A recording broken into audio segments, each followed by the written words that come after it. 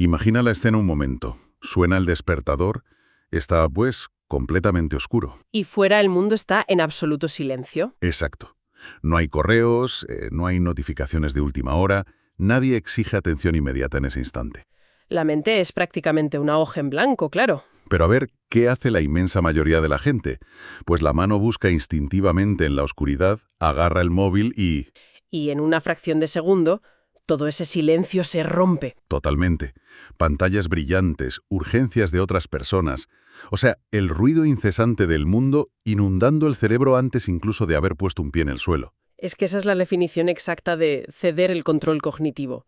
Se entrega el volante de la atención, digamos, antes siquiera de abrir los ojos por completo. Qué locura, ¿verdad? Que el agotamiento mental es absoluto a las 3 de la tarde. En fin, bienvenidos a este nuevo análisis a fondo. Un placer acompañaros hoy para desgranar todo esto. Hoy la misión es diseccionar las enseñanzas clave de un material fascinante que promete revertir precisamente esta dinámica.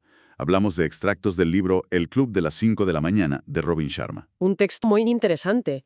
Y la idea central es explorar cómo la apropiación de esas primeras horas del día puede transformar no solo la productividad, sino la realización personal de quienes nos escuchan. Eso es, ayudarnos a escapar de esta sobrecarga de información moderna.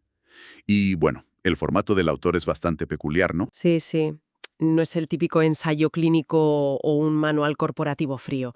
Para nada. Emplea una narrativa, una especie de fábula moderna con personajes muy marcados. Sí, los arquetipos. Exacto. Tenemos a una emprendedora brillante, pero al borde del colapso emocional, un artista con un talento inmenso, pero paralizado por su propio autosabotaje, un orador inspiracional al que llaman el guía, y, bueno, un excéntrico millonario. Un elenco bastante curioso. Pues sí. Y estos personajes sirven básicamente como vehículo para explicar teorías profundas sobre el enfoque, sobre la excelencia y, fíjate, sobre la fragilidad de la vida. Vale, vamos a desgranar esto, porque la puerta de entrada a todo este mundo conceptual es una pregunta que todos nos hacemos. ¿Por qué estamos tan increíblemente distraídos hoy en día? Es la gran cuestión. Y la historia arranca precisamente ahí, en una conferencia de este famoso guía. Porque sus inversores quieren arrebatarle su empresa. Y él, pues, está bloqueadísimo a nivel creativo. Y desde el escenario, este guía lanza un diagnóstico que es demoledor. Afirma que la sociedad actual está llena de zombies cibernéticos. Zombies cibernéticos, el término se las trae. Ya ves. Se refiere a una mediocrización masiva impulsada por esta adicción constante a las pantallas. Y para ilustrar esto de forma dramática, el propio orador, el guía, sufre un colapso físico y se desploma ahí mismo en el escenario. Lo cual demuestra que nadie es inmune. Ni siquiera los grandes líderes o íconos del éxito se salvan del agotamiento si no gestionan su energía. Lo fascinante aquí es entender el por qué. O sea, es como estar subido en una cinta de correr hecha puramente de notificaciones. Qué buena analogía, sí. Por allá, Pero intelectualmente no avanzas hacia ninguna parte. exactamente. Te gastas toda la energía sin moverte del sitio. Entonces, ¿cómo es que esta interrupción constante nos roba lo que el autor llama nuestra genialidad? Pues ocurre a través de lo que podríamos llamar la fragmentación del ancho de banda cognitivo. A ver, la tecnología, cuando se usa mal, funciona como un refugio. ¿Un refugio de qué? De nosotros mismos. Es un escape para evitar enfrentarnos al dolor que supone nuestro propio potencial perdido. O sea, enfrentarte a una hoja en blanco o a un problema complejo genera muchísima fricción psicológica. Es incómodo. Claro. Y deslizar el dedo por la pantalla adormece esa incomodidad al instante. Eso es. Dosis pequeñas, rápidas y totalmente inútiles de dopamina. Cada vez que saltas de una tarea profunda a una notificación, tu cerebro gasta glucosa para reorientarse. Y al final del día la corteza prefrontal está frita. Frita. Por eso el guía insiste en que renunciar a esta superficialidad es el primer paso indispensable para recuperar el poder real, el basado en la maestría frente al poder ficticio de los likes o los títulos. Y aquí es donde la cosa se pone realmente interesante y la narrativa da un giro. Tras el colapso del guía aparece en escena un personaje de lo más peculiar, el señor Riley. El millonario excéntrico. Ese, un hombre que parece un sin techo andrajoso pero lleva un reloj de lujo que cuesta una fortuna. Un contraste brutal para enseñarles que el valor real no siempre reside en las apariencias. Exacto. Pues resulta que hizo su fortuna aplicando las enseñanzas del guía. y los invita a su finca privada en la isla de Mauricio. Se los lleva en su jet privado, que curiosamente lleva el logo C5M. El club de las 5 de la mañana. Y durante el trayecto les entrega una tablilla dorada con 5 reglas. De las cuales destacan un par. La regla 1, que dice que la adicción a la distracción es el fin de la producción creativa. Totalmente alineado con lo que hablábamos de los zombies cibernéticos. Sí. Y la regla 3, que me parece brillante, dice que todo cambio es duro al principio, desordenado a la mitad y precioso al final. Es una descripción perfecta del proceso psicológico de crear un hábito. Y fíjate, al llegar a la isla, el millonario insiste muchísimo en la importancia del entorno. Rodearse de calidad, ¿no? Exacto. Arte, buena comida, conversaciones profundas, porque el entorno moldea directamente tu percepción y tu inspiración. El aislamiento en esa isla es táctico. Vale, pero aquí quiero hacer de abogado del diablo. A ver, dispara. Levantarse a las 5 de la mañana suena muy épico en el papel, vale. Pero siendo realistas, ¿no es una hora un poco arbitraria? ¿Te refieres a los cronotipos y todo eso? Claro, la ciencia del sueño dice que hay personas que son búhos nocturnos y su pico de creatividad llega pasada la medianoche. Parece que obligar a todo el mundo a las 5 de la mañana ignora la biología. Si conectamos esto con la perspectiva general del texto, el argumento no es puramente biológico. ¿Ah, no? No, es estratégico. O sea, la regla 4 lo dice muy claro. Para obtener los resultados de la élite del 5%, hay que hacer lo que el 95% de la gente no está dispuesta a hacer. Ya, el aislamiento puro y duro. Eso es. A las 5 de la mañana, la biología importa menos que la sociología. El 95% del mundo occidental está dormido. Estadísticamente imposible que tu jefe te mande un correo o que un cliente te llame con una urgencia. Claro, visto así, es como reservar una sala VIP en el cerebro. Me gusta esa imagen. Sí, imagínate, reservas la sala VIP entera a las 5 de la mañana, antes de que el resto del mundo se despierte y llene la discoteca de ruido. Exacto. Es una vacuna contra la distracción. Al no haber estímulos externos compitiendo por tu atención, tu voluntad está intacta. Entonces, ¿qué significa todo esto a nivel práctico? Porque claro, tener esa sala VIP a las 5 de la mañana no sirve de mucho si te sientas en el sofá a mirar la pared. Efectivamente, madrugar por madrugar no es la solución. Y aquí es donde, en la playa de Mauricio, el millonario usa un mensaje que encuentra en una botella para enseñarles una metodología. Ah, sí, bordado en un trozo de seda, nada menos. La famosa fórmula del éxito en 3 pasos. Que suene muy sencilla, ¿eh? Aprendizaje, implementación e ingresos. Suena típico embudo de ventas, la verdad. Sí, pero el concepto es más profundo. El primer paso, el aprendizaje, temprano en ese estado de aislamiento, genera lo que él llama una mejor consciencia. Claro, tienes espacio para pensar. Eso es. Al expandir tu consciencia, puedes tomar mejores elecciones durante el resto del día. Esa es la implementación. Y esas microdecisiones diarias son las que terminan generando mejores resultados o ingresos. Para ilustrar esto, el material hace un contraste interesantísimo entre trabajar con superficialidad y trabajar en el nivel de detalle, la granularidad. Colectiva. Es decir, hacer lo mínimo para que el sistema funcione y salir del paso. Exacto. Frente a ese 95% de superficialidad, el 5% élite aplica un rigor obsesivo. Y dan un ejemplo brutal. El equipo de Fórmula 1 que aspila minuciosamente el asfalto del box tras cada parada en boxes. ¡Wow! Claro. No es por estética. Que va. A esas velocidades, una sola mota de polvo que logre entrar en el motor te puede costar el campeonato.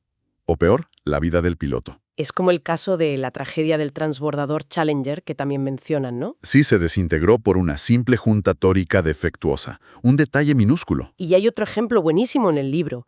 El millonario cuenta que en un hotel en Suiza pidió un té con limón. Ah, la historia de las semillas. Sí. Descubrió que el personal de cocina se había tomado el tiempo de extraer una por una todas las semillas de las rodajas de limón antes de servírselo. Madre mía. Es un esfuerzo invisible para el cliente, pero otorga lo que el autor llama una ventaja competitiva gigantesca. Vale, pero aquí vuelvo a plantear una objeción, porque me parece necesario. Venga, a ver qué dices ahora. A ver, Trabajar en ese nivel de detalle es como la diferencia entre meter un plato precocinado al microondas y pasar 12 horas haciendo un guiso a fuego lento. Obviamente, solo el guiso lento será memorable. Claro. Pero en los negocios, fijarse en quitarle las semillas a un limón no fomenta un perfeccionismo tóxico. Entiendo tu punto. El miedo a la parálisis por análisis. Exacto. Si te pasas el día quitando semillas, el producto nunca sale al mercado. Te quedas sin agilidad y quiebras. Es una crítica muy válida, ¿eh? Pero fíjate cómo responde el texto a esto. Los verdaderos genios saben que es infinitamente mejor crear una sola obra maestra que 1000 obras ordinarias. Calidad extrema frente a cantidad. Eso es. Un perfeccionismo sano y estratégico no paraliza. Lo que hace es elevar tu reputación a un nivel tan alto que la competencia simplemente se vuelve irrelevante. Casi nadie opera bajo esos estándares en el mundo actual. Crean una categoría de uno. Exactamente. Se quedan solos en la cima. Pero claro, esto nos lleva inevitablemente a la siguiente fase de la fuente, porque sostener ese nivel de excelencia microscópica tiene un coste enorme. El lado oscuro del genio. Totalmente. Es como el superpoder de un héroe de cómic que es al mismo tiempo su mayor maldición. Sí. El millonario admite que esas mismas características que te hacen excepcional, esa obsesión, el perfeccionismo, el aislamiento de las madrugadas, Pueden destrozar tu vida personal, tus relaciones, alejarte de tus amigos. terminan siendo vistos como inadaptados. Es un coste psicológico inmenso. Y aquí la narrativa da un giro muy, muy serio. Sí, pasamos de las playas de Mauricio a un escenario de tensión real, porque la emprendedora recibe de pronto una amenaza de muerte creíble, De parte de esos inversores que quieren quitarle la empresa. un golpe de realidad que rompe la burbuja del retiro espiritual y los obliga a todos a reflexionar sobre la mortalidad. Esto plantea una pregunta importante. El millonario recurre a Séneca y su tratado sobre la brevedad de la vida para hablar de cómo malgastamos nuestro tiempo. Creemos que el tiempo es infinito. Exacto.